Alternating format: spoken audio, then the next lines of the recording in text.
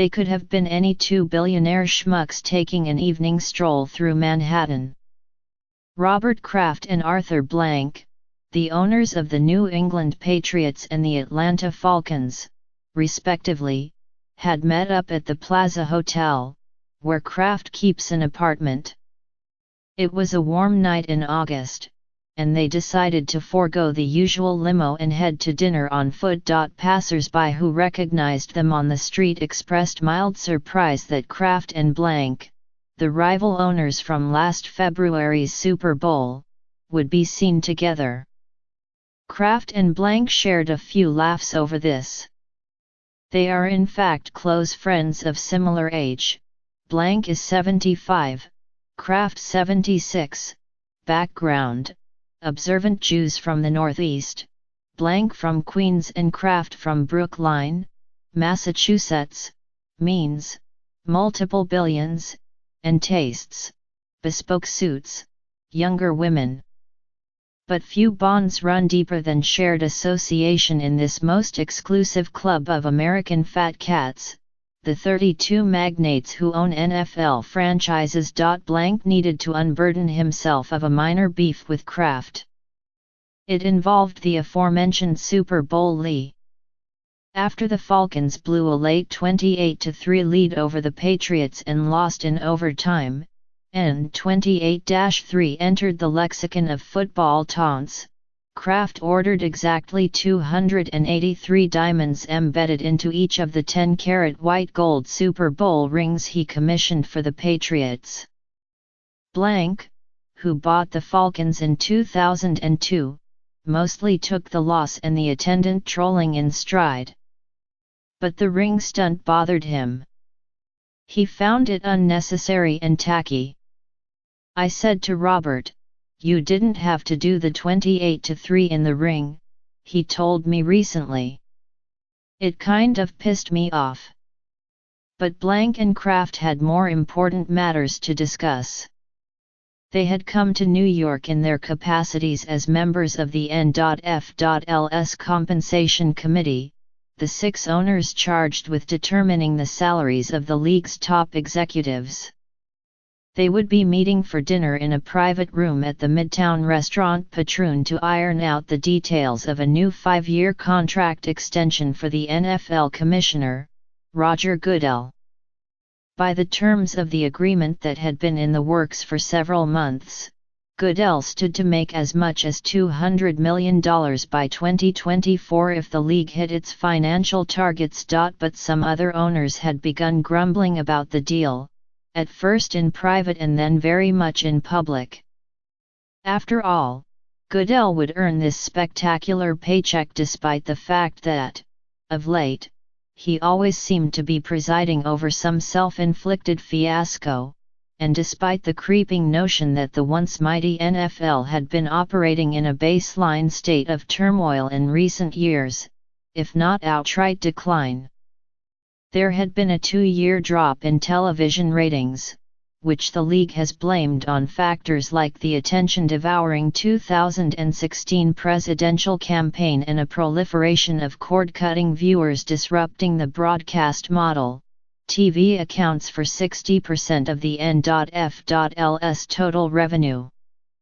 But the dip could just as easily have reflected more existential threats to the league. There was the drumbeat of ominous new research about concussions and, with it, a drop in youth participation in football, regular testimonies from former stars about the sad state of their health, and posthumous diagnoses of degenerative brain disease, chronic traumatic encephalopathy, or CTE.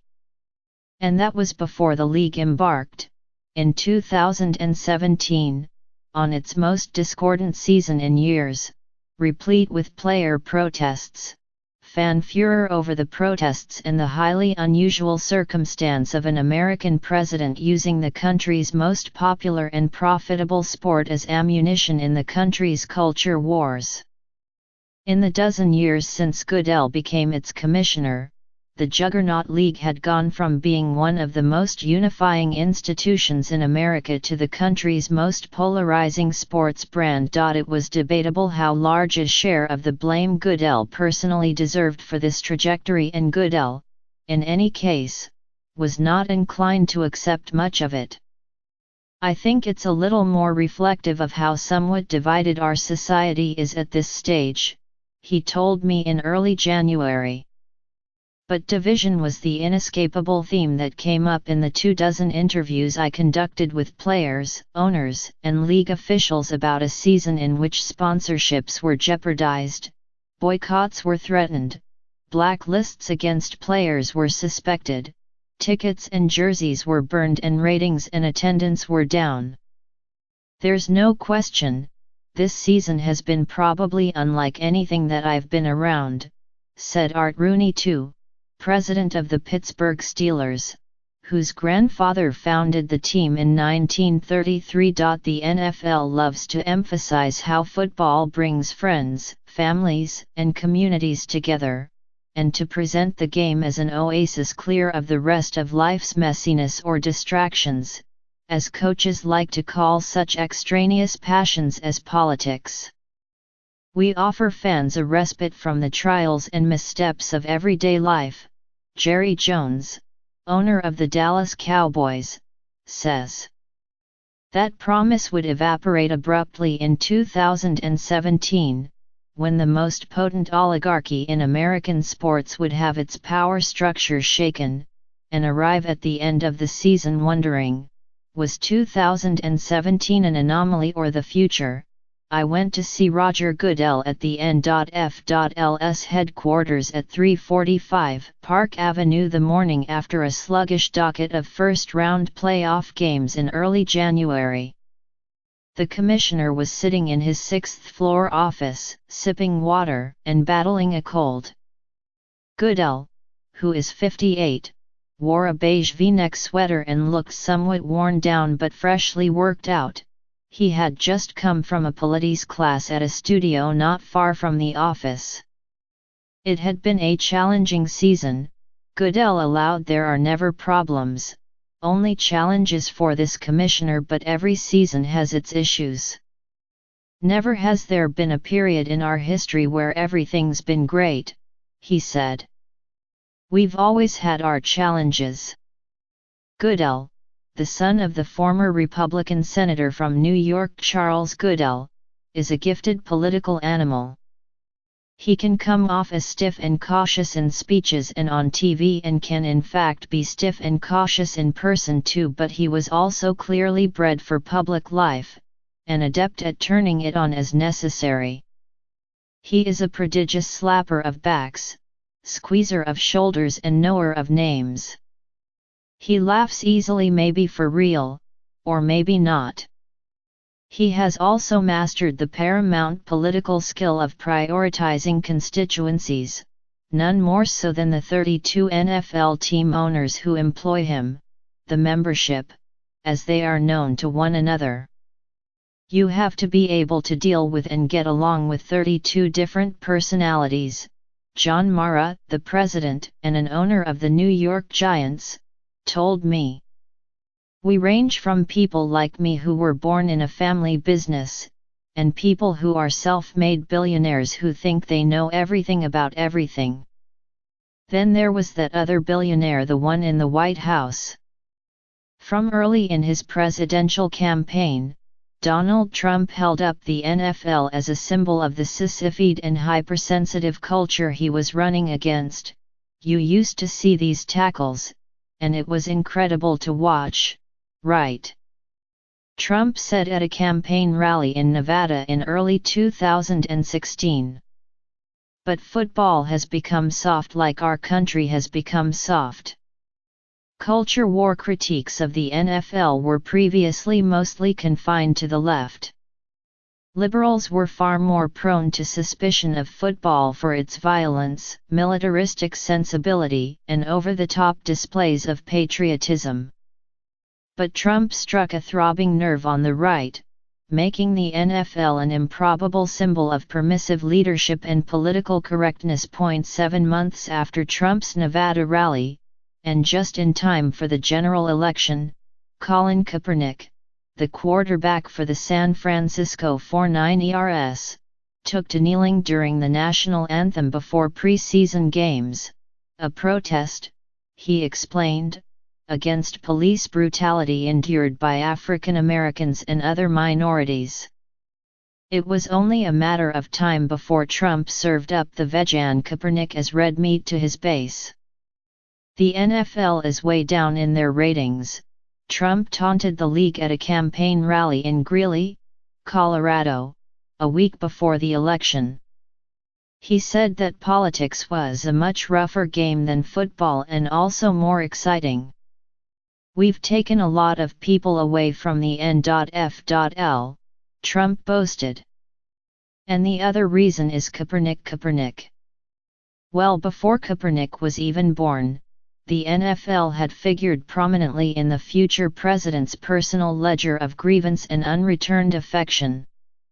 Trump had wanted into the membership for years, even though his earlier foray into football as the owner of the short-lived United States Football League's New Jersey Generals in the 1980s ended disastrously, with the league's collapse. In 1984, he finagled himself a meeting with the NFL commissioner at the time, Pete Rozelle, at the Pierre Hotel in New York, in which he told Rozelle he would do whatever it took to get himself into the league, according to an account of the meeting in Football for a Buck, the sports writer Jeff Pearlman's coming book on the USFL. Rozelle was not impressed. Rozelle was Goodell's mentor and idol, almost from the day Goodell set foot at the league in 1982. Rozelle's dim view of Trump, whom he saw as a clown and a con man, trickled down to his protege, though Goodell is careful never to share his views on Trump publicly. He has met Trump at least twice over the years, once at a Yankees game about 15 years ago and then a few years later at a small dinner gathering. Goodell found Trump to be pleasant, engaging, and solicitous in those limited encounters, maybe because Trump was still, at the time, angling for a place in the membership. In 2014, he tried to buy the Buffalo Bills, only to have his bid passed over.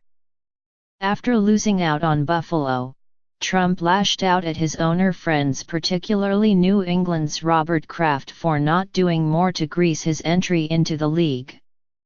He also told friends that the NFL, particularly Goodell, was intent on freezing him out, on account of his history with the U.S.F.L. When I interviewed Trump, now a presidential candidate, for an article a year later, he was still nursing a grudge, and on a particular hobby horse, about how unfairly the league had treated his great friend Tom Brady. The New England Patriots quarterback had recently been suspended by the league for 4 games over his supposed role in the football air pressure scandal known as Deflategate. Trump knew I had recently written about the NFL and Brady, and he proceeded to deride Goodell to me as a weak guy, a dope and a stupid guy, among other things. Goodell comes from a notable Republican lineage, albeit of the mostly extinct northeastern moderate subspecies, and has donated to Republican candidates. But he is carefully diplomatic in his public politics. "It's interesting times we live in," was as much as he allowed himself to say in our interview. The politics of his league were another matter. When you look at the various constituencies that make up the NFL family, it's a wonder the center has held as long as it has. More than 83% of NFL fans are white, according to a Reuters report citing a 2007 study, and fans are 20% more likely to be Republicans than Democrats. Nearly 70% of the players, meanwhile, are black, according to data from the Institute for Diversity and Ethics in Sport. NFL owners, with a few exceptions, lean Republican, several of them donated to Trump's campaign, and some donated $1 million apiece to his inauguration committee. But unlike Trump, the NFL cannot afford to play only to its base. It needs far more than just the predominantly white, heavily male voters that compose Trump's hardcore coalition.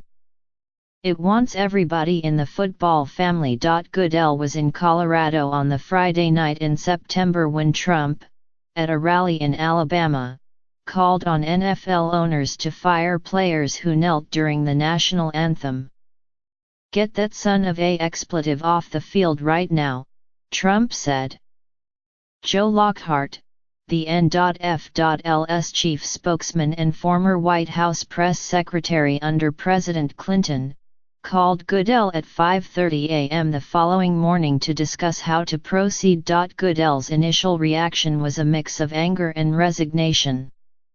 The league's top executives, Goodell, Jeff Pash, the general counsel, and Todd Lywek, the chief operating officer, divided up owners to call.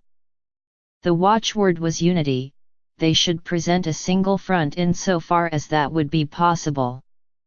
Owners and teams were encouraged to issue statements, emphasizing their support for their players. Nearly every team did, though very few called out Trump or even mentioned the president.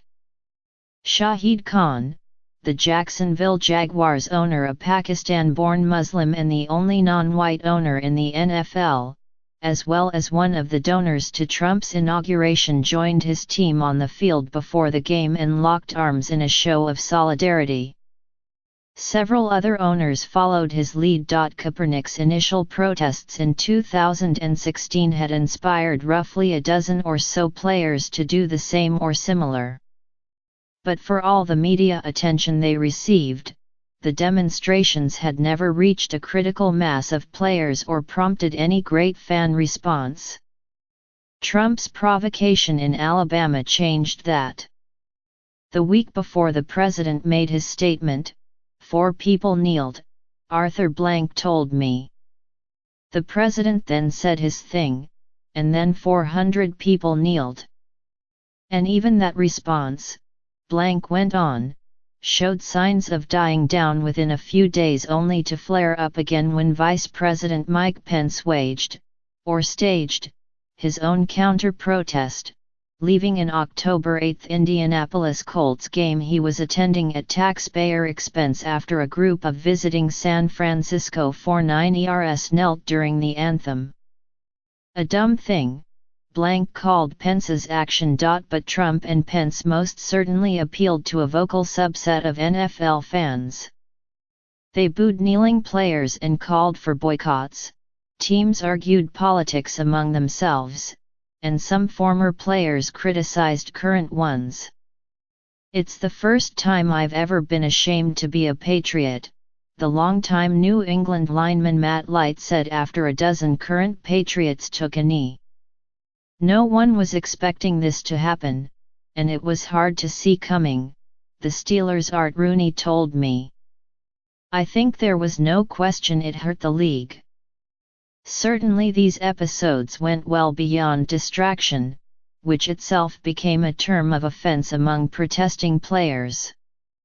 When people are doing things for kids or natural disasters, nobody considers that a distraction, Malcolm Jenkins, the Philadelphia Eagles defensive back, told me this week.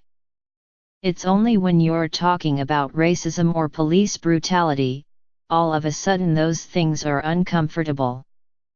Russell Okung, an offensive tackle for the Los Angeles Chargers, said that the whole sequence of events begun by Kaepernick, propelled by Trump, had turned the notion of distraction into something that could in fact usher in a new period of activism in sports. "Never has our generation been presented with these historic choices," Okung told me. "There could be ramifications inside what has traditionally been an iron-fisted hierarchy inside the NFL. That's the nature of movements. They don't necessarily respect boundaries. As with so many things involving Trump, the president's cannonball into the middle of a relatively contained pool of player protests set off waves in all directions. In the absence of any substantial backlash to the initial Kaepernick-led wave of demonstrations, the NFL could at least tacitly endorse the players' right to use their platform. But then suddenly not only the President of the United States but also a significant share of Americans were saying stand up and stick to sports. It moved the whole argument onto much more historically explosive end, in a league where the owner-player divide is also largely a white-black divide, racially charged grounds. "You guys are cattle, and we're the ranchers," the former Dallas Cowboys president Tex Schramm famously told the Hall of Fame offensive lineman and players union leader Gene Upshaw during a collective bargaining negotiation in 1987. The line oft quoted to this day encapsulates both the authority structure of the NFL and an autocratic view held by most of the ranchers and many of the paying customers. More recently, during a tense owners' meeting at the height of the anthem protests in October, the Houston Texans owner, Bob McNair, said, "We can't have the inmates running the prison," according to an ESPN report.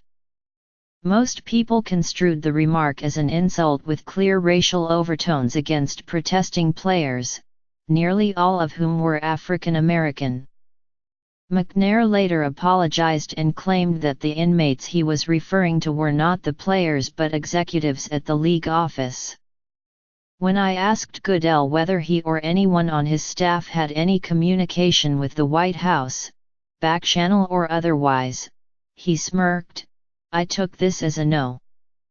Our focus is on what we do," he said. "Our focus is on the game itself." Nevertheless, owners and league officials close to Goodell said he was more supportive of the protesting players than they would have expected. He resisted pressure to enforce a stand for the anthem mandate from more conservative owners, the Dallas Cowboys' Jerry Jones and the Washington Redskins' Daniel Snyder among them. Goodell spent hours listening to players' concerns and meeting with members of the NFL Players Coalition, a newly formed advocacy group dedicated to the racial justice issues that prompted the anthem protests. The league pledged to the coalition that it would donate $89 million over 7 years to social justice organizations. That was less than half what Goodell's new salary could bring him in just 5 years, but the commissioner still drew considerable praise from players who were critical of him in the past. "I was in 2 meetings with Roger, and I felt like he was sincere in what he was trying to do," Eric Winston, an offensive tackle for the Cincinnati Bengals and the president of the NFL Players Association, the Players Union, told me. "In hindsight you can always do more, but I do think he has done a very admirable job." In conversations with owners, Goodell expressed grudging admiration for Kaepernick, at least until he sued the league in October, claiming collusion on the part of the owners to keep him from playing for another team. If nothing else, he respected Kaepernick's willingness to stand on principle and take an unpopular position. Goodell's father had done the same in breaking with a Republican president over Vietnam, and it had cost him his job. The previously friendly Nixon White House turned against him and helped to defeat him in his 1970 re-election campaign. Goodell keeps a copy of the Vietnam Disengagement Act, the bill his father sponsored to end the war, on the wall of his office. He fashions himself a similarly straight-laced man of principle, though principle is a tricky business for an NFL commissioner with many constituencies and principles to consider. If nothing else, Goodell and the players share a boss, the owners. With some exceptions, they are still, in the main, a geriatric boys' club, a mix of old money and new, sweethearts and criminals, men of enlarged ego and prostate. They are secure in the one position in the NFL that is answerable to no one. They are subject to no re-election campaigns, recall elections, or term limits. I own this football team, the 49ers owner, Jed York, felt compelled to remind a group of reporters after firing his general manager and third coach in 3 years after the 2016-17 season. You don't dismiss owners. The membership are coveters of high-profile properties who nevertheless generally avoid the spotlight. In most cases, they prefer to let their football people, their players and coaches, do the talking.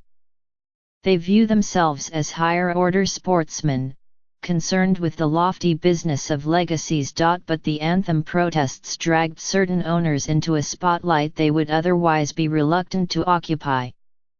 It forced them to take a public position on a matter where any position would anger a lot of people, be they ticket holders or players. York himself would emerge as part of a newer, younger, and more progressive faction of the membership, outspoken in support of NFL initiatives promoting social justice and community action causes, and one of the few owners to address reporters during the contentious October meeting in New York, when the owners gathered to discuss the kneeling protests. Ultimately, social justice is not a political issue, York said, holding court in the lobby of the Conrad Hotel in Lower Manhattan. Far from distancing himself from 49ers players that protested, York embraced them. He took pride that it was his team that employed the player who started it all. Kaepernick opted out of the final year of his contract with the 49ers last March. The team's general manager, John Lynch, said he would have been released for reasons unrelated to the protests regardless. I don't want to take a bow and say that we did something great and special, York said. It happened to start with us. But it started with Colin. And I give Colin so much credit, so much respect for doing something that he knew was going to create backlash. The Falcons' Arthur Blank, too, was generally considered an ally of the players. A few days after Pence's walkout in Indianapolis, I met Blank in the family office he keeps in Buckhead, the suburban Atlanta neighborhood. Blank is known for his sleekly tailored suits and the pride he takes in them. I say to the players, you put your uniform on every Sunday, the owners should, too, Blank said as he slurped up the last noisy drops of a massive Nutella milkshake he had brought in from a nearby Steak and Shake.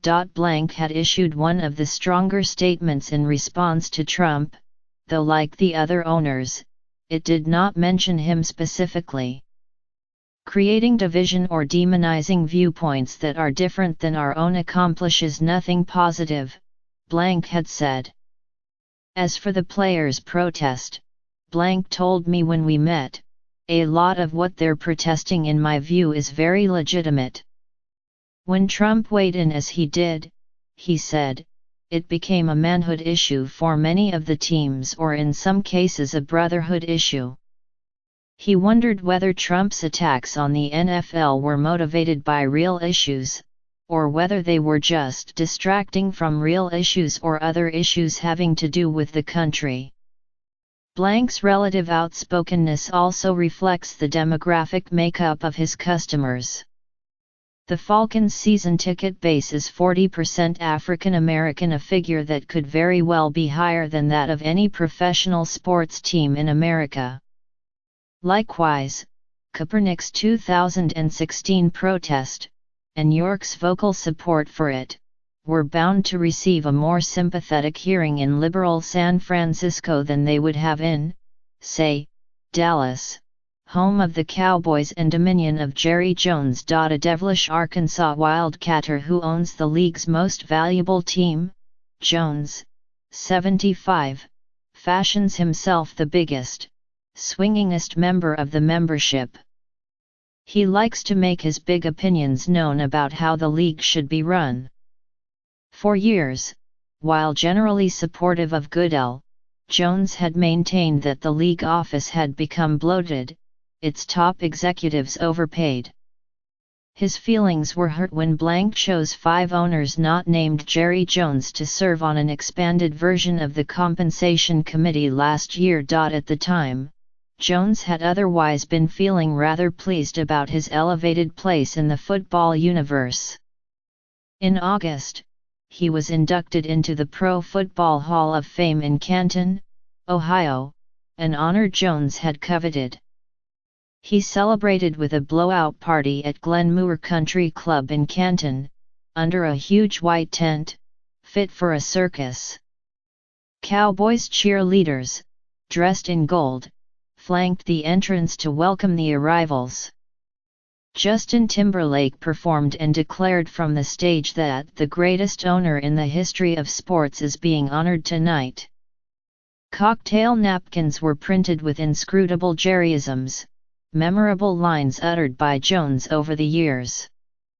"You don't have to spend a lot of time going over and kind of circumcising the mosquito," he once proclaimed in an apparent critique of overthinking. Goodell was among the guests, and he greeted Jones with a hug. He did not happen to mention a piece of looming business the commissioner knew would put a damper on Jones's bar mitzvah weekend. A few days later, the NFL would announce it would be suspending Ezekiel Elliott, the Cowboy star running back, for the first 6 games of the 2017 season following accusations of assault from a former girlfriend. Elliott was never charged. Jones was not happy with this verdict, to say the least. When the commissioner called with the news, Jones promised, in so many words, to make Goodell's life a living hell. Coming from a protege of Al Davis, the infamously oppositional and litigious Oakland Raiders owner, this was not an empty threat. Jones never raised strong objections to the particulars of Goodell's new contract until the Elliott decision came down, 3 members of the compensation committee told me. But after the decision, Jones swiftly set about trying to undermine Goodell's deal. He got in blank's ears so frequently about the contract that blank eventually gave Jones an adjunct role on the compensation committee, but it was a non-voting position, with limited influence. So Jones set about establishing himself as an opposition government to Goodell. He told at least 2 owners that he represented a silent majority inside the membership, giving voice to a building frustration among owners over the commissioner's leadership. Jones tried to rally support to not only scuttle Goodell's new contract but also, as some owners interpreted it, topple him altogether. He hired the powerhouse litigator David Boies, and in a conference call with members of the committee, Jones vowed to sue them all if they went forward with Goodell's New Deal. Jones also became more and more direct in his disapproval of how the NFL was handling the protests. He tore into the Clinton alum Joe Lockhart, whom he believed had been too aggressive in his response to Trump's attacks on the league and disrespectful to the president himself. "Everyone should know, including the president, this is what real locker room talk is," Lockhart said in a September conference call with reporters. It was a clear shot at Trump's attempt to explain away a leaked Access Hollywood video, in which he infamously described grabbing women by their genitals without their consent, as locker room talk during the 2016 campaign. A week and a half after Trump's Alabama speech stirred players to protest en masse, Jones announced that any Cowboys player who did not stand during the national anthem would not take the field. "If there's anything that is disrespectful to the flag, then we will not play," Jones said. This was widely deemed unhelpful by many at the league office and fellow owners struggling to quell the issue, and Goodell, too. "I think Rogers' feeling on it was that any ultimatum would only prompt a larger protest if you attempt to enforce it," the Giants' John Mara told me. Some owners, like Jones and Washington Snyder, may have believed Goodell should have put the hammer down, Mara said. But I think most of us believed that would cause more problems than it would have solved. Not surprisingly, Jones's threat to would-be kneelers also caught the attention of Trump, who promptly tweeted his praise for the Cowboys owner, a big salute to Jerry Jones, owner of the Dallas Cowboys, who will bench players who disrespect our flag. Stand for anthem or sit for game. This was a week and a half after Trump advertised that he had spoken to Jones. Jerry is a winner who knows how to get things done. If there's one thing Trump understands, it's how to manipulate needy billionaires. In addition to being probably the two most powerful, successful, and visible owners in the league, Jones and Kraft share a basic insecurity, and also something of a rivalry. They compete for alpha dog status within the membership. For Super Bowl rings, Kraft has 5, Jones 3, and Hall of Fame gold jackets, Jones 1, Kraft 0. Both men also prize the limelight and the company of celebrity friends. Both go way back with Trump, and it could not have been lost on Jones that Trump so conspicuously cozied up to Kraft during the presidential campaign, and even more so after Trump won the presidency and Kraft's Patriots won their 5th Super Bowl last February. Within a few days of the game, Kraft joined Trump and Prime Minister Shinzo Abe of Japan for a private dinner at Mar-a-Lago. Some of Jones's fellow owners, meanwhile, had begun describing Jones as the N.F.L's own version of Trump, a big-talking, attention-seeking billionaire showman who was easily dismissed as a carnival barker. When I asked Jones about this comparison last spring, he was clearly thrilled. Trump's ascent, he said, is one of the great stories in America. And let me tell you this, he went on, the president ain't no joke. He's got as good a chance to be right as any of them. The owners' final scheduled meeting of the season, in early December at a Four Seasons outside Dallas, looked for a while as if it would be a Texas showdown. As it turned out, all the major issues with Goodell's contract were resolved, and the contract was actually signed, before anyone got to Texas. Jones did deliver a stemwinder of a speech in an owners-only session, complaining that the ranchers should have more say in how the league was run. But his message appeared lost on most of the room. Jerry, you just spoke for about 40 minutes, and I have no idea what you're talking about, Kraft said after Jones finished. It was possible, even likely, that Jones could have built a formidable coalition of owners against Goodell before the season. Several of them had grown frustrated with aspects of his leadership and could have leaned on him harder to be more combative with players over their protests. But by December, most of the membership had grown weary of Jones's antics, his threat to sue if he did not get his way, his perceived grandstanding over the anthem protests, his self-appointment, during the contentious owners' meeting in October, as the league's senior owner. Everyone pretty much agreed that it was time to end this chapter and move on to the final weeks of the season. In a hallway interview, Blank played down differences with my good friend Jerry. The Colts owner, Jim Irsay, praised Jones as a Texas gentleman. In a brief news conference afterward, Goodell was asked if he took Jones's rebellion personally. "Do I look like I take it personally?" Goodell replied. No one quite knew how to answer that. "Jerry, do I look like I take it personally?"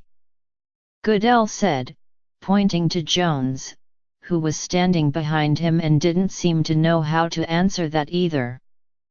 Either way, $200 million can buy a lot of therapy. When I visited Goodell in his office a month later, his demeanor betrayed a mix of relief, fatigue, and a perhaps surprising measure of self-satisfaction. After all, so much vulnerability in the league had been revealed this season. When I suggested as much, Goodell assumed a seen-it-all before jadedness.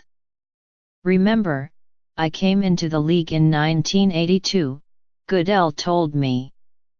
We were facing litigation about the Raiders' move from Oakland to Los Angeles. We were on strike for 9 weeks. There was a competing league. We had a lot of issues going on. By comparison," he said, 2017 had merely been a year of transition. Discussing his dealings with the NFL Players Coalition, he enthused about the unprecedented dialogue between players and owners. One of the players said, "We're sitting here not in a locker room, not on a field," Goodell told me. "We were sitting in a boardroom and dealing with each other as partners." That understanding and listening was remarkable, and really a powerful thing for us as a league. It's easy to be cynical about this, to dismiss the league's financial commitment to community and social justice initiatives just as a way to placate the agitators. A group of players, led by San Francisco's Eric Reid, one of Kaepernick's original allies in the anthem protests, recently left the coalition, believing the commitment was just that. Kaepernick remains unemployed. Other reports have trickled out of lower-profile players who demonstrated feeling their job prospects were diminished. There is no question that future protesters in the NFL protest at their career peril. What happens when, say, an Eric Reid, a mainstay at safety for the 4.9 ERS for the last 5 seasons, becomes a free agent this winter? How do we make sure this doesn't happen to anyone else? Okung, who also left the coalition, asked me, referring to Kaepernick's situation. Reparations need to be made in some manner. Still, many players and owners I spoke to seemed to give Goodell the benefit of the doubt. "I think he handled things as well as you could expect in this situation," Mara told me. But while Goodell and the NFL may have survived 2017, the commissioner and his league seem to be at the mercy of very uncertain and uncontrollable events in the future. The conflicts of 1982 that Goodell evoked might have been more dramatic and certainly distracting. That year's regular season was shrunk to 9 games on account of a players' strike. But they were also more easily resolved. The dilemmas of 2017 were more profound. There was no obvious common ground between Jerry Jones's vision of the football field as a respite and Kaepernick's vision of it as a platform. The players weren't kneeling to gain leverage or extract donations, or anything else Goodell or anyone in the league could give them. They were trying to make themselves heard. I talked to a lot of players who were saying, "Man, I don't need to be quieter, I need to be louder," the Bengals' Eric Winston, the union president, told me. That to me was the key takeaway from this season. And what happens if an owner like Jones decides to take matters into his own hands and fire players if their protests continue? "Our focus is on what we do," Goodell said, punting, when I asked him to speculate. "And always trying to figure out the best way to get ahead of issues and focusing on what we can control." I pushed further. What happens if next season comes around and a handful of players are still kneeling and protesting? What if Trump tries to rekindle the issue, as you figure he'd love to do, just in time for the 2018 midterm elections, or, for that matter, fires off a tweet calling on viewers to turn off the Super Bowl in the event that any players kneel, prompting the players to do exactly that? "You're dealing with hypotheticals," Goodell said. You can come up with 5 scenarios of what could happen. Football is always generating new scenarios. That's part of what makes it so great and so fascinating. But not all scenarios stay between the sidelines or stay hypothetical.